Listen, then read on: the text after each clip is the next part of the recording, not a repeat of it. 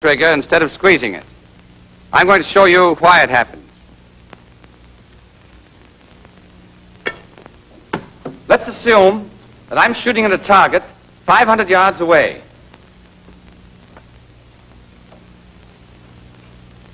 I've got my sights lined up on the left edge of the bullseye. Since the range is 500, I would be using a B target with a 20-inch bullseye. If I fired now, I'd hit the left edge of the black. Now I'm going to move the rifle 20 inches to the right. And let's assume that I've moved the butt and the muzzle exactly the same distance.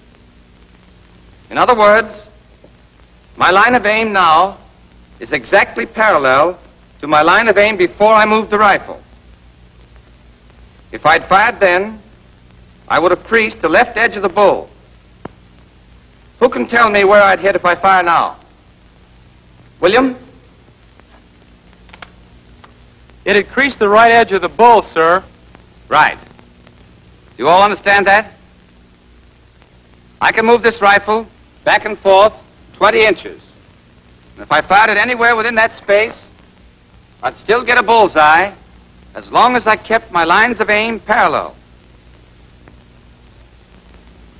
I move the rifle 10 inches to the left again, still keeping my parallel line of aim.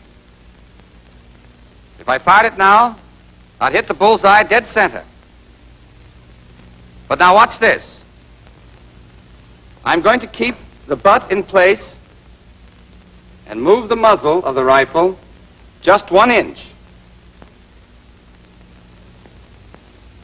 The butt stays the same as it is.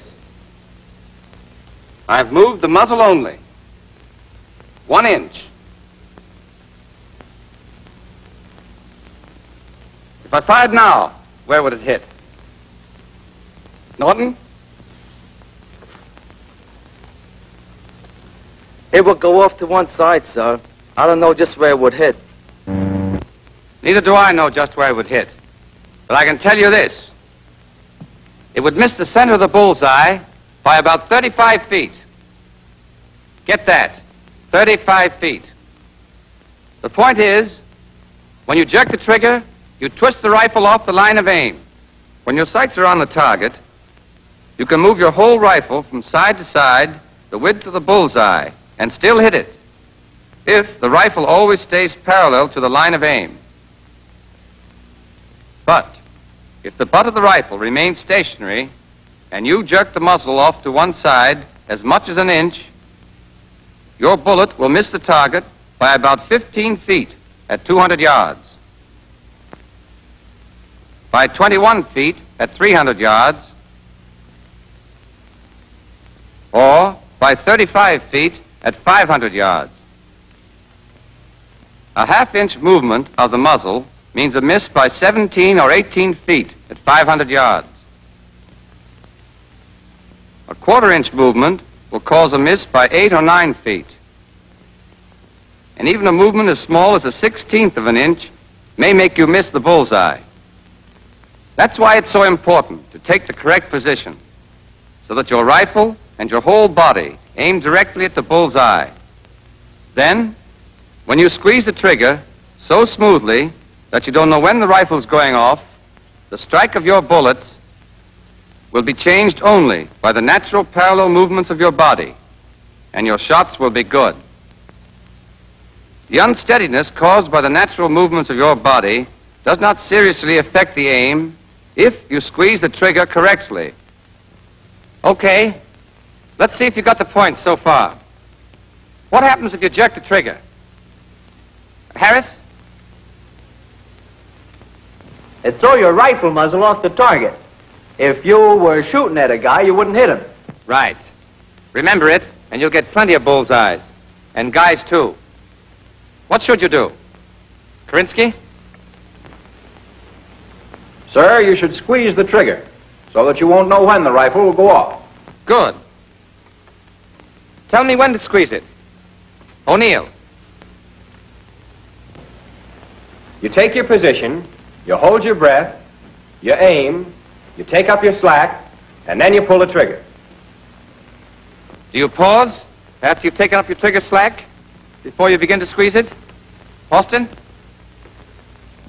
No, sir. Taking up on the slack starts you on the squeeze. Right. And you go on steadily applying pressure until the hammer falls. Do you flinch and spoil your aim if you squeeze the trigger properly? Marshal? No, sir. Why not? Because you don't know when the rifle's going off. Check. Here's all there is to it. Every time you squeeze the trigger, be sure to do these things. Apply a steadily increasing pressure and continue smoothly until the rifle is fired. I know this seems easy. It is, but it must be practiced over and over. You must develop the habit of thinking only of the sight picture. You must practice until the trigger finger works independently, as if it had a mind of its own. Are there any questions? Sir, how much time should you take to squeeze the trigger? The expert takes about 2 seconds to fire a well-aimed shot. He can do this because he knows his job so well that the whole procedure is almost automatic. Speed comes with practice, and he follows through. Here's what we mean by follow through. After the hammer falls, go right on for an instant doing what you were doing. Hold your breath and aim and apply your steadily increasing pressure on the trigger. This helps overcome the natural tendency to let go, which disturbs the sight alignment.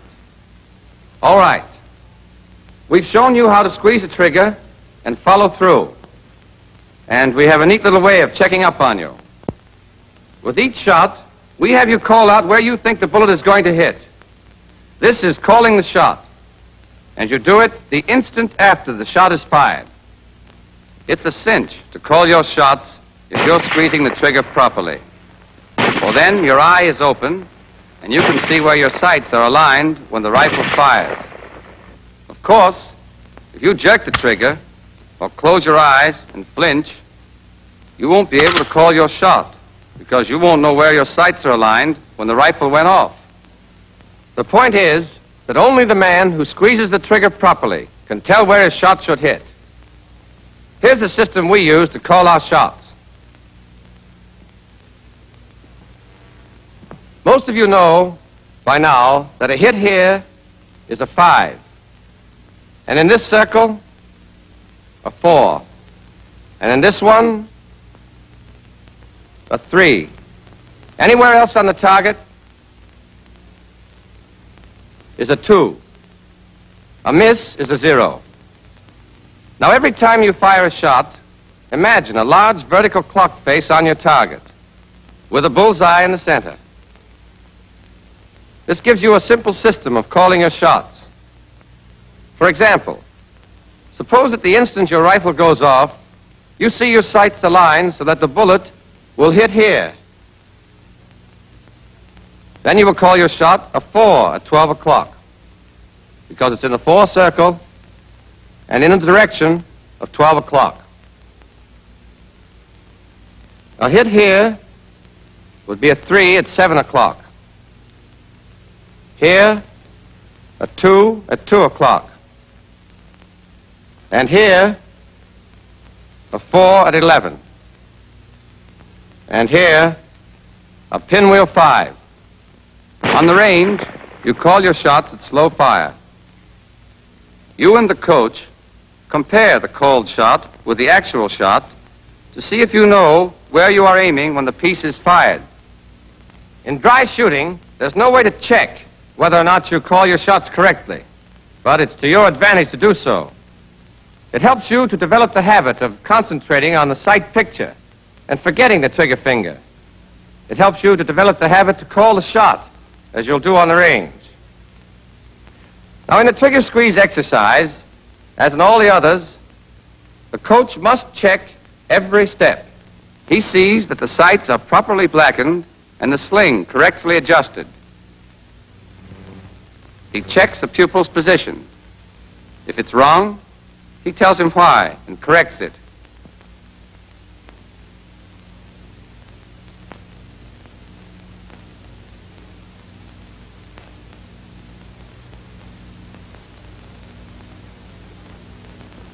He keeps an eye on the pupil's back during aiming to make sure he holds his breath properly.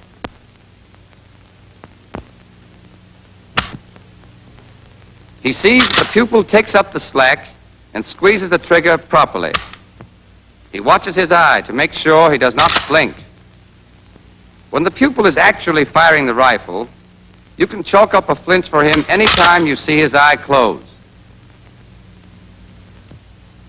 The flincher closes his eye just before the explosion. Therefore, you can see it.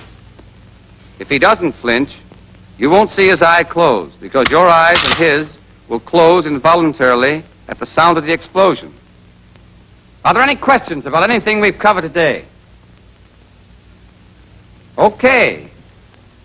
You're going to hear these things over and over again from your coaches, your squad leaders, your platoon leaders, and me. You're going to hear them and practice them until they become so much a part of you that you couldn't forget them if you wanted to.